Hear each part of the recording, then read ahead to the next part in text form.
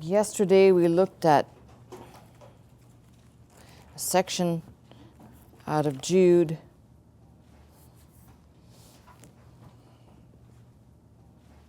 Jude 9, I made reference to the fact that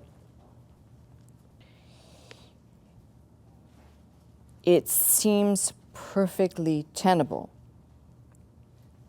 that Jude had access to material that is no longer extant, no longer available. And why do I say that? I'm going to show you a pattern of something which will become quite evident. In the Bible, many times we encounter things that, unless one takes the time to study, you just read right over it. For example, the mention, as it is written in the book of Jasher, for example. But not too many people, you who listen here, old school to you, know that there exists such a book. And there's no doubt in my mind that Jude, under the influence of the Holy Spirit, I've said that before, but equally had access to some other source material, not just because of verse 9, but equally because of what is said in verse 14. Enoch also, the seventh from Adam, prophesied of these, saying, Behold, the Lord cometh with 10,000 of his saints to execute judgment upon all, which is straight out of another apocryphal writing. So just these two references are enough for me.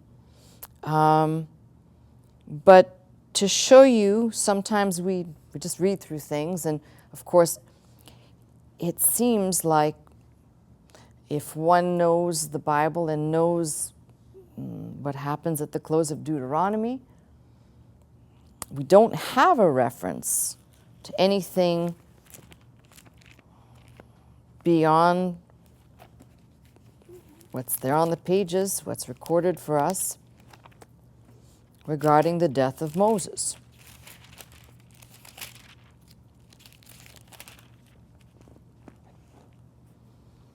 Moses went up from the plains of Moab unto the mountain of Nebo, to the top of Pisgah, that is over against Jericho. The Lord showed him all the land of Gilead unto Dan, and all of Naphtali, and the land of Ephraim, and Manasseh, and all the land of Judah, unto the utmost sea. In the south, in the plain of the valley of Jericho, the city of palm trees, unto Zoar. And the Lord said unto him, This is the land which I swear unto Abraham, unto Isaac, unto Jacob, saying, I will give it unto thy seed. I have caused thee to see it with thine own eyes, but thou shalt not go over thither.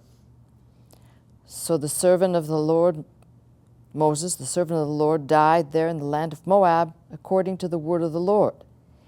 And he buried him in a valley in the land of Moab, over against Beth Peor, but no man knoweth of his sepulchre unto this day. Period. That's it.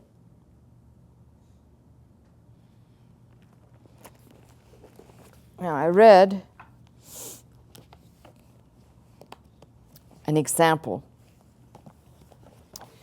out of this is the Targum Pseudo-Jonathan. Jonathan was the foremost student of Hillel, that famous Jewish scholar. And obviously, Pseudo-Jonathan is somebody writing as if, but not attributed to Jonathan, the main scholar who is famed. Nevertheless, all of these become important material, although some of them appear to be way out. As I said, the thing to remember is the Targums are, you're basically looking at Aramaic translations, then later on they become versions. Like we have a translation into the English, the first English translation, Wycliffe. Then our language is developing 300 plus years or less, whatever. We have the King James, and then thereafter there are versions of the English. So you have the same thing with the Targums. And this happens to be Deuteronomy.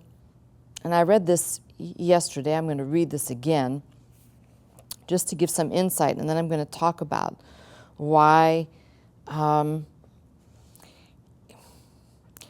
that it's so important, but it is quite mysterious. And when there is a mystery that's directly attached to the Bible like this, it's worth just putting some things out there for those people who would entertain reading or listening to such things like this. And sometimes it can color in and give us some ideas. Doesn't necessarily mean that I hold these as absolutely, unequivocally, this is the way it happened through this Targum, because each Targum has been noted as distinctly different. They're all telling a different story. But they're all telling the same story out of the Bible, so you go figure that one. So let me read from where I read to you yesterday. This is out of Deuteronomy, the 34th chapter, out of the Targum Pseudo-Jonathan. It says, "He taught us to bury the dead from the time of the burial of Moses, because he revealed himself to him by his memra, his word. And with him was a company of ministering angels. Michael, Gabriel arranged the golden couch, set the diamond sardonyx barrel arranged with silk cushions, purple cloth, white robes. Metatron, Jophiel, Uriel, Jephthah, the four masters of wisdom, brought him upon it. Then by his memra, by his word, the Lord led him 4 miles and buried him in the valley opposite Beth Peor, that whenever all raised their eyes at Peor, it would be a reminder to Israel of their sin. Whenever all examined carefully the place of Moses' burial place, then they would grieve. But no man knows to this very day his grave. So Moses was 120 when he lay with his fathers. And so you get the idea out of this Targum. Now, I find this fascinating. I equally find it fascinating that I can lose photocopies of things. Mind you, you should never give me an original of anything because I lose it. I'm honest enough to tell you that. Don't give me an original. Just to not have 20 books to drag along this evening, this is what is said. This tradition goes back as far as the 1st century AD, at least as far as the time of Josephus, who describes the end of Moses' life as follows. Now, as soon as they, that's Moses, Joshua, Eleazar the high priest, and the 70 elders were come to a mountain called Abarim, he dismissed the Senate. And as he was going to embrace Eleazar and Joshua, and was still discoursing with them, a cloud stood over him on the sudden, and then he disappeared into a certain valley, although he wrote in the holy books that he died, which was done out of fear lest they should venture to say that because of his extraordinary virtue he went to God.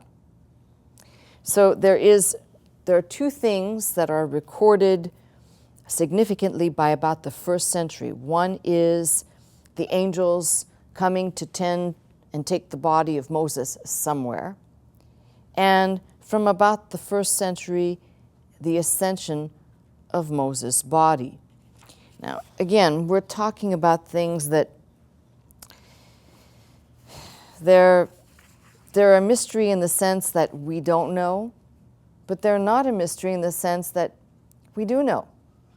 Because what is recorded for us in the New Testament is obviously that Moses made it in somewhere, otherwise he wouldn't have appeared on the Mount of Transfiguration.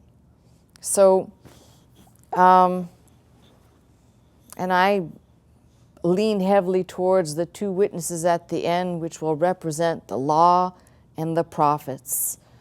I think will be possibly Moses and Elijah, same company that was on the mount. But let me skip to something to give you an idea of why I just kind of find this fascinating. This is 2 volumes.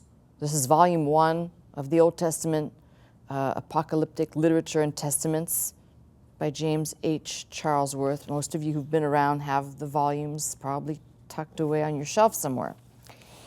What is interesting about this is you get an idea. Some of the writing that we might have dipped into in times past, such as the writing out of Ezra. But equally what's interesting is what they call apocalyptic literature, related works, and then testaments. And within this writing, testaments, for example, the Testament of the 12 Patriarchs, which is dated to the 2nd century, the Testament of Job, 1st century, maybe BC AD, that's a question mark. Then there is the Testament of Abraham, 1st to 2nd century, Testament of Isaac, Testament of Jacob, Testament of Moses.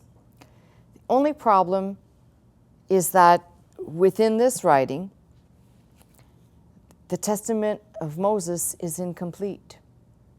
And we know that absolutely. There's a whole portion of the end of the Testament of Moses that is missing. And why is that important? Well, it's important because the pattern within each of these testament, as I just mentioned, Testament of Job, Testament of so-and-so, is in each and every one of these writings, you're going to find, in pretty much in the same timeline, you're going to encounter the mention of Michael or the mention of, sometimes translated here, interestingly enough, commander-in-chief, and they're not talking about president, they're talking about head angel. That's the way the translation is made. But each one of these testaments has some type of chronicle about the death of the person who it is attested to. In this case, I'm open to the Testament of Abraham, not Moses, for a reason. In the Testament of Abraham, just to give you an idea, we'll read from the recension B, because it's the way it opens. It'll give you an idea of how this just flows in 1st and 2nd century writing. It came to pass when the days of Abraham's death drew near, the Lord said to Michael, "Arise and go to Abraham, my servant, and say to him, you shall depart from life, because behold, the days of your temporal life are fulfilled, so that he may administer the affairs of his household before he dies." And Michael went and came to Abraham. So each one of these testaments usually chronicles the appearance of Michael. And usually in the chronicling of these testaments, there are some interesting parallels that tie into understanding regarding the testament, or what is also called the Assumption or Ascension. There are actually two writings of Moses. But what is interesting here is, if you have the time and you feel like it, because it's a healthy read, pick your poison. But for example, we know that in the Bible, and don't think that I'm go all over the map. There's reasons why I'm highlighting these things, to give you some frame of reference of how these writings are set out. In the Bible, where Abraham is about to offer Isaac, in the Bible, all it tells us is that God wanted to see what was in Abraham's heart. That passage opens with and God did tempt Abraham, and we know the rest of the story unfolds.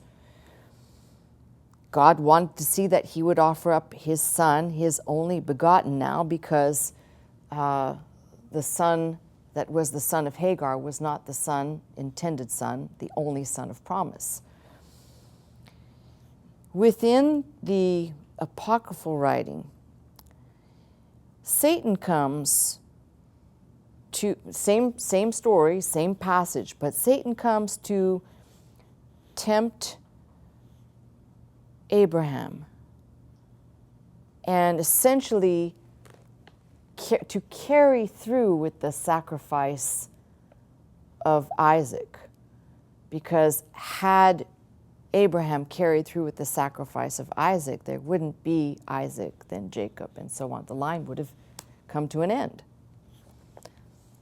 And it says in this particular writing that I have open on my lap that Satan came to tempt,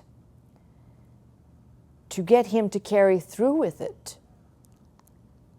And it was Michael, the angel, the archangel, who intervened to make sure that the sacrifice that was the ram in the thicket. So it's interesting how we'll read, and whether it's a theophany, a Christophany, or in the apocryphal, it's usually Michael. So Michael intervened. Michael was the one that brought the sacrifice. Michael was the one that made sure that it all went smoothly like it should have gone. So it's kind of interesting that there's always a dynamic within these writings of Satan coming to thwart. You'll even find the same footprint in the book of Jubilees, but you will not find Satan named as Satan. His name there in that same, in Genesis, will be Mastema, I think. And there's another testament in one of the other books, not in this book, where the name is not Mastema, it is not Satan, but it sounds like Milkira or Milskira. So depending on what writing you're reading from, but you'll get this embedded in that 1st and 2nd century writing. Now, there's a lot of argument regarding the Testament of Moses, apocryphal Testament of Moses, that is in this book. And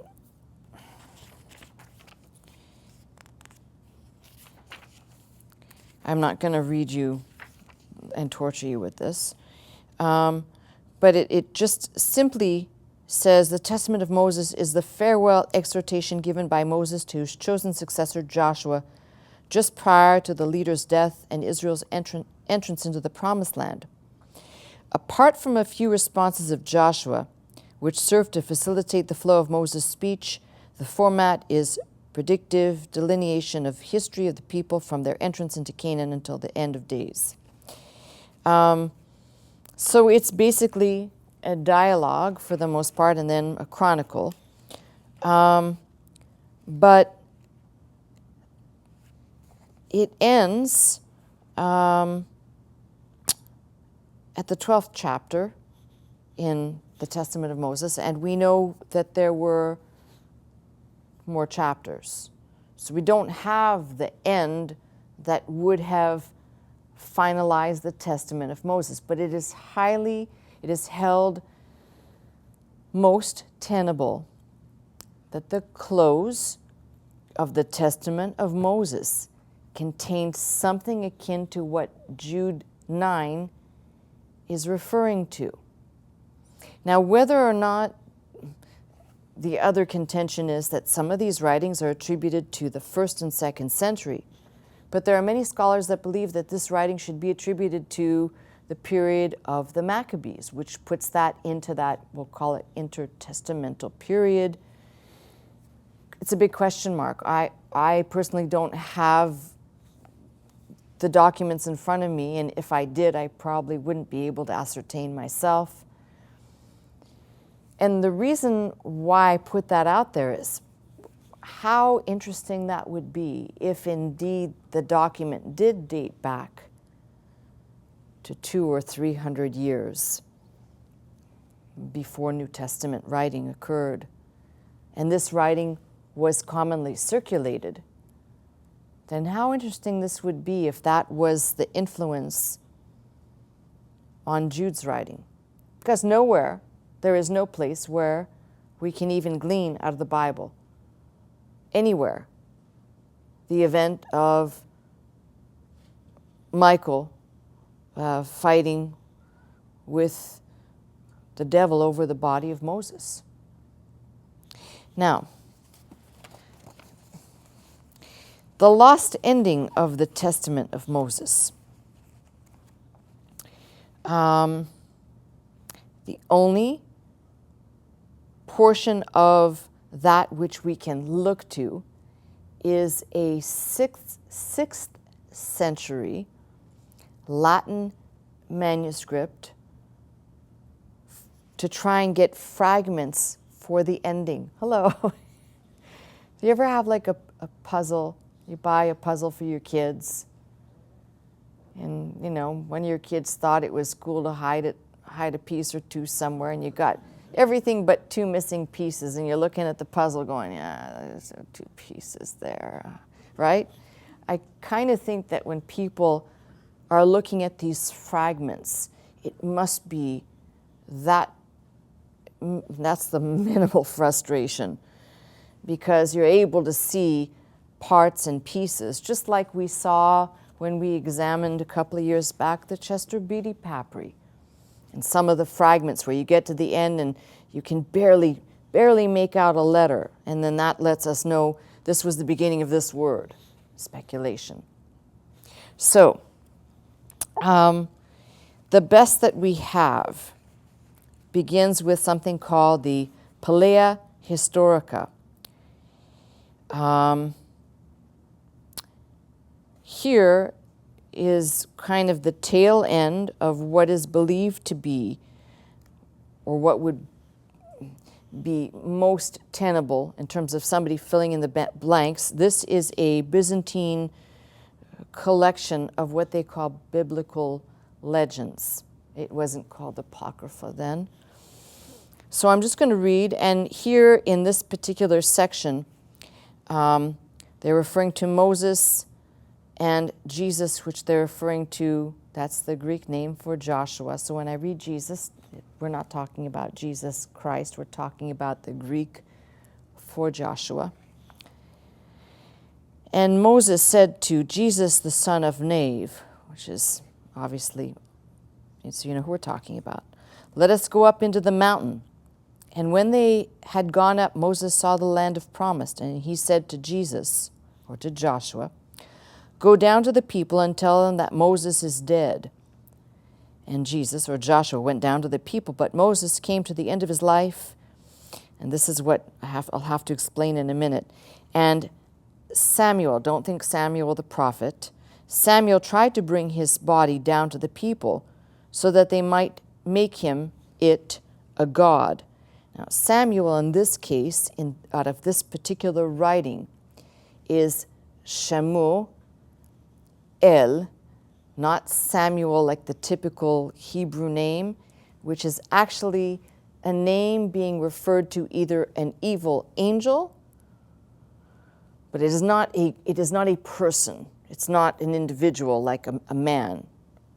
So just so you know who we're talking about. So it says, Samuel tried to bring his body down to the people so that they might make it a god. But Michael, the chief captain, by the command of God, came to take it and remove it, and Samuel resisted him, and they fought.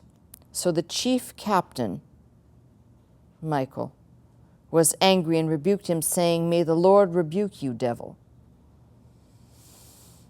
And so the adversary was defeated and took flight, but Michael, the archangel, removed the body of Moses to the place where he was commanded by Christ our God. and no one saw the burial place of Moses.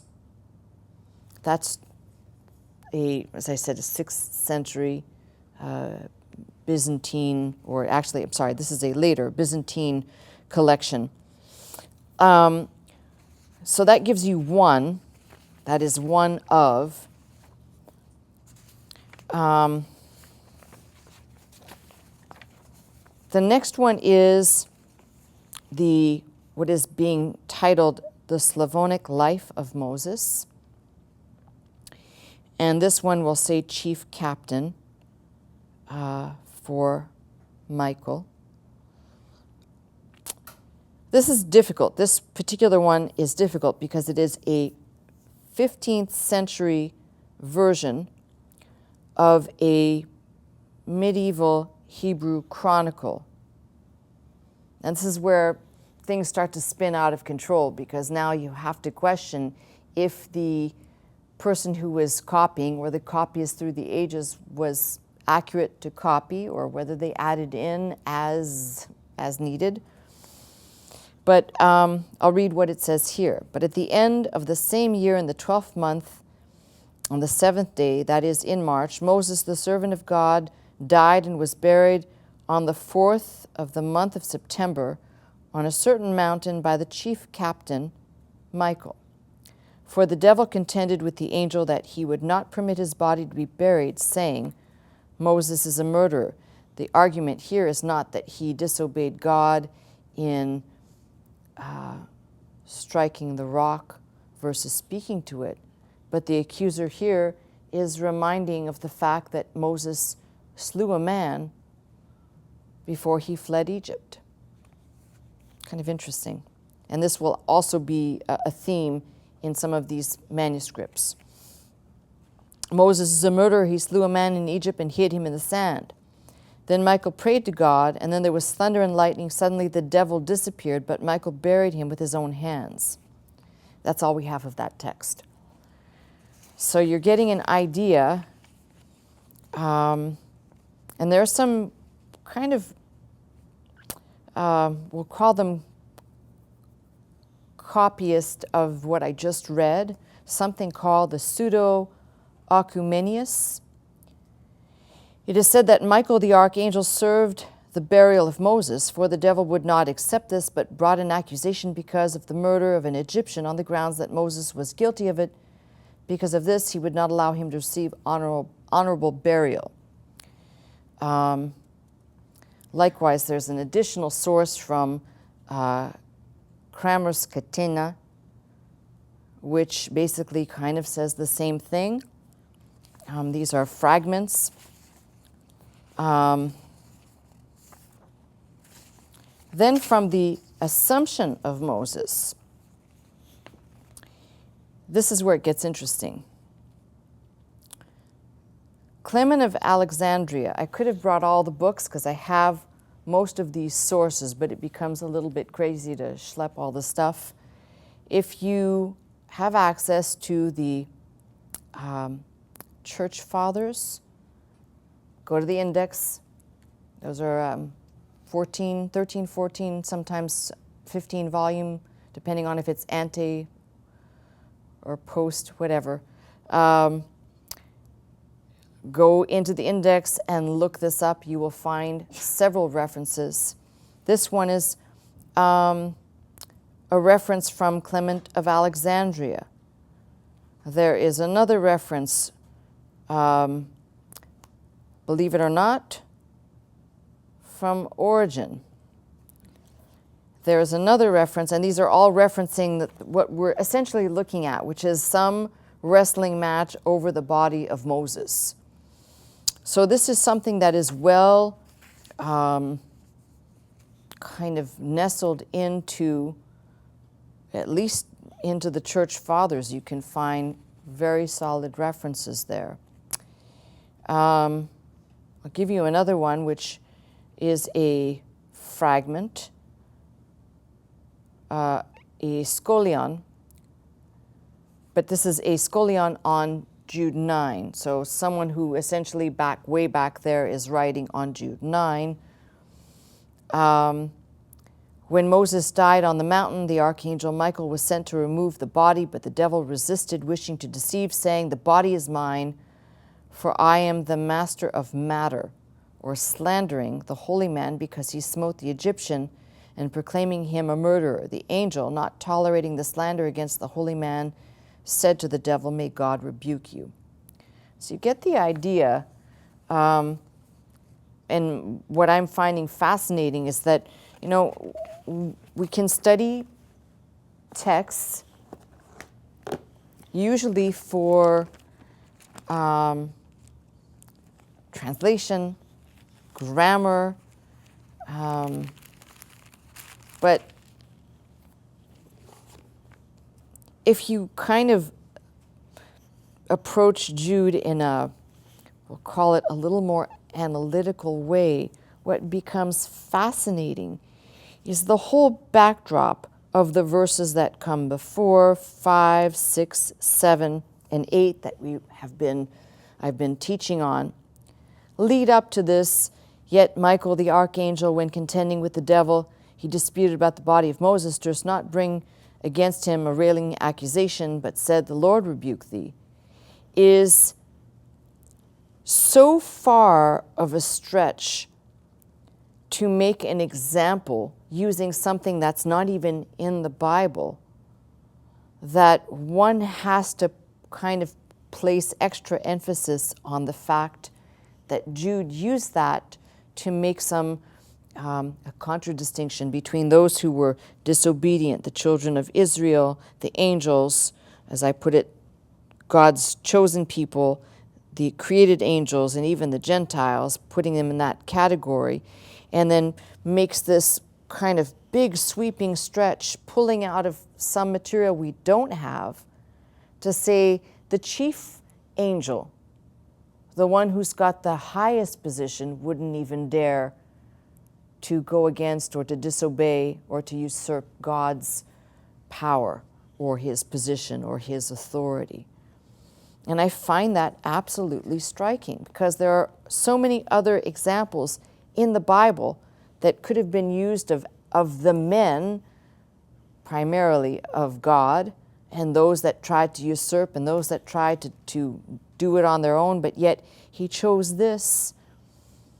And I just find that all of this material, especially the fact that there's this argument, whether it's first, second century material, or whether the material dates back earlier, which I'm actually inclined to believe that some of it does, that this was used as an example is striking. And it gives, as I said, it gives a wonderful color, at least in my mind. When I'm analyzing a text, I'm not just looking, a lot of times I will look at the difficulty the translators may have faced in trying to bring it into the language stream, or sometimes there are some other textual difficulties, but this one is kind of so far beyond the pale of, quite frankly, anything that you could analyze in the Bible just because of what is being said and the high plausibility that this material actually existed in Jude's day. It's almost like saying this is a piece of a puzzle. I use the example of here's all the puzzle laid out and here's two missing pieces. Here's what appears to me to be a piece of a puzzle, a look into or a glimpse into a portion of history, and I put it at that, not legend or biblical fantasy, that we don't have. That's included in this book. So I hope that you, on your own, will go and look at some of the writing, because you'll find, as I said, Jubilees has the same theme. Remember, Jubilees is going to be primarily dealing with Genesis, but has the same, will have the same theme. And what I'm talking about, the usurper and Michael and the archangel appearing. You'll find the same thing, and if you're inclined to read, it's pretty fascinating. There's some really good reading. Some of it's a little bit out there, but some of it as I said, can help almost put something together that says, there is a missing probably fragment somewhere floating out there. And God only knows whether or not Jude had access to this or whether the Lord revealed it to him, which is completely possible as well. But the thing that is striking to me overall is this distinction that was made. And if indeed the accuser of the brethren stood there to accuse and say, oh no, he's not going in, whether it's because Satan was going to accuse him of murder, as some of these suggest, or because of his disobedience in losing his temper and succumbing to the pressure of the people and not doing as God said, which had a greater symbolic meaning in speaking to the rock. But I'm sure that Satan was there to accuse, because it just seems like that's exactly what the devil would do. Oh no, he's not qualified to get in. Have you seen what he did? And I kind of just, it's not good for me to sit here and smirk about this, but the wonder that God lets those wonderful passages stay in, that the book became canonized and remained in for people like you and me who know we need God's grace and know all of our flubs and all of our failures. And of course, in our lifetime, the devil will stand repeatedly to accuse and to say, oh no, not you. But the great thing is we have the rest of the book. We don't need to speculate. We don't need to stand on some uncertainty that when Christ went to Calvary, he did it all. And of course, Satan would like nothing better than for those who are making the journey to doubt and say, well, maybe, and I'm not sure, rather than doing the exact thing that Jude is talking about, which is contending, staying by the stuff that you first heard, that you first received, and don't be moved from that.